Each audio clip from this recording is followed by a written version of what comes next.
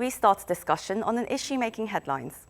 Tensions are rising between South Korea and Japan as contentious historical issues continue to fuel trade and diplomatic disputes between the two neighbours. South Korea last week decided to reopen a complaint filed with the World Trade Organization last year over Tokyo's unilateral export restrictions placed on Korean companies after a Seoul court ordered Japanese firms to compensate its victims of forced labour during Japan's brutal colonization of Korea in the 1900s. Bilateral relations have been worsening throughout the course of the COVID-19 pandemic, with Korea's call for Japan to return to trade talks mostly falling on deaf ears. But will Seoul's latest move prompt Tokyo to return to dialogue and work on settling their dispute? For this, we connect with Nancy Snow, Distinguished Professor of Public Diplomacy at Kyoto University of Foreign Studies, and John Nielsen-Wright, Senior Lecturer at the University of Cambridge and Korea Foundation Career Fellow at the Chatham House. My first question to you, Dr. Snow. Seoul has decided to resume its WTO complaint against Japan's export measures. How do you see this playing out, and do you think this will force Tokyo to return to talks? I think it could, but you've got to keep in mind there's a new poll that came out regarding Shinzo Abe, the Prime Minister of Japan, and his numbers at 38% favorability are the lowest that they've been since July 2015, when he proposed an update to the military in Japan. So it could be popular for Abe now to actually show that he's more assertive in his stance against South Korea. The whole thing about South Korea and Japan is that there are always domestic politics that are part of these ongoing disputes. So I could see him trying to win favor with the public by maintaining a more conservative stance. But it might help to get Japan back to the table. I would hope that they would cooperate more, given that there are much bigger issues now related to the global pandemic, and especially trying to contain the coronavirus in South Korea and Japan. So I hope there will be larger issues that keep them at the table and it won't be entirely contentious. Well, Dr. Nielsen-Wright, a South Korean court also last week announced that it will start liquidating the assets that it seized from a Japanese firm, which ignored rulings in 2018 to compensate the Korean victims of Japan's wartime forced labour. And to this, Tokyo's Chief Cabinet Secretary Yoshihide Suga said that Japan will respond to the issue with every option on the table. What do you think this would entail, and do you think this could further escalate the trade war? I think there's a real sense of disappointment in Tokyo that this issue is still continuing to dog bilateral relations. You recall that there was an understanding going back now to January of this year when Takeo Kawamura, Mr. Abe's representative, had meetings with the Korean government and was assured by President Moon that there would be a way of resolving this issue so that the courts would not have to intervene. And in fact, two pieces of legislation that were due to be introduced in the National Assembly in South Korea that would have set up, if you like, a compensation fund to provide government support to deal with this question of how best to provide financial compensation to those people who had suffered as wartime labourers under the Japanese.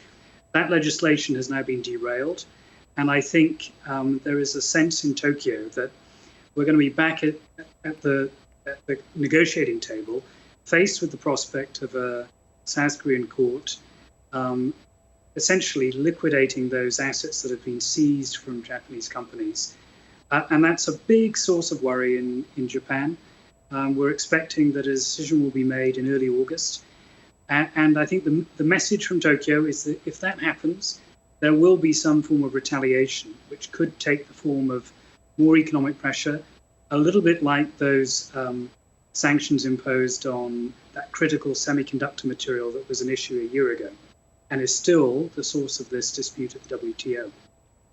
Well, South Korea has called on Japan to return to talks, but this has been, largely disregarded by Tokyo, and really bilateral relations have worsened over the course of the pandemic. And Most recently, Japan has shown a bit of displeasure over the expansion of the G7 summit, which would include South Korea as well as Australia, India and Russia.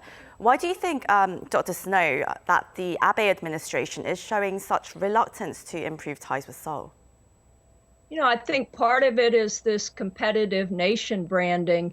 Even the way that the coronavirus played out, we had the South Korean model getting a lot of attention early on, and then now Japan's model. And living there in the region and living in Tokyo, as I do most of the time, I see this sort of tit for tat game going on.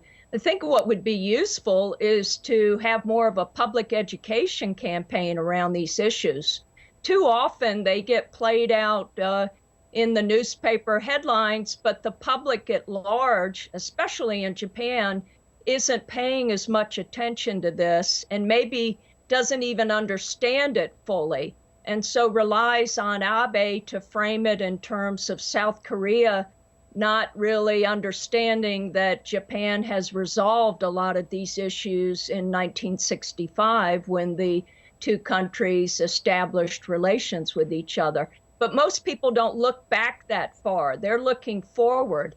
And I think it would really be good for the governments to try to engage the public and to offer a resolution that would be more like a mediation. Otherwise, this is going to be remain very adversarial, playing out in the courts. And it's not the period now to have this kind of nationalism. We need a lot more regional cooperation beyond just these cases at hand right now. As you said, right now is possibly the worst time to be having a regional conflict. And Dr. Nielsen-Wright, as Dr. Snow mentioned before, Prime Minister Abe has experienced a drop in approval ratings very recently, and some say that this will make the relationship between Korea and Japan more difficult. Do you agree with that? I'm not sure that it necessarily needs to be a bad thing. Obviously, Mr. Abe is concerned about his declining popularity, but we should keep in mind, of course, that both leaders, both President Moon and Prime Minister Abe, have tried this year to reset the relationship. In his New Year's address to the nation, Prime Minister Abe was very deliberate in saying that he recognizes that South Korea is a very important nation, that it shares values with Japan. And for his part, President Moon, on March 1st, he gave a very important speech in which he too emphasized the importance of cooperation. I think the problem at the moment in Japan is there's both a sense on the part of politicians, including Mr. Abe, that the legalistic approach of citing treaties as a basis for resolving historical issues is not being honored by the Korean side. And there is a suspicion that the Koreans are playing politics with this issue, and particularly a progressive politician such as President Moon. There is, I think, a profound sense of disappointment and frustration on the part of Mr. Abe and people close to him. From their perspective, it's not really about the political game, as Japan would see it, but rather about moving on. And in terms of doing that, of course, there are many areas where the two countries could be working more closely together. COVID-19 is one example. Mr. Abe has emphasized the importance of setting up a new pandemic and disease crisis management center in ASEAN, something that would dovetail neatly with South Korea's efforts to reach out to ASEAN as part of its Southern strategy. There is, of course, the perennial challenge of North Korea. Japan, of course, remains very concerned. And I think with President Moon trying very deliberately to restart talks with the North, there should be common interest between these two countries. And of course, these are two countries who share an alliance partnership with the United States. And at a time when Donald Trump is playing his own nationalist card and is retreating inward and arguably withdrawing from global commitments, there is perhaps an argument for saying these two countries, Japan and South Korea, should be working together to try and address the vacuum in political leadership that's resulting from Donald Trump's more transactional adversarial approach to global politics. It would be ideal, of course, for the two countries to really put their differences aside. But Dr. Snow, how is domestic politics in Japan affecting Abe's foreign policy at the moment towards South Korea in particular?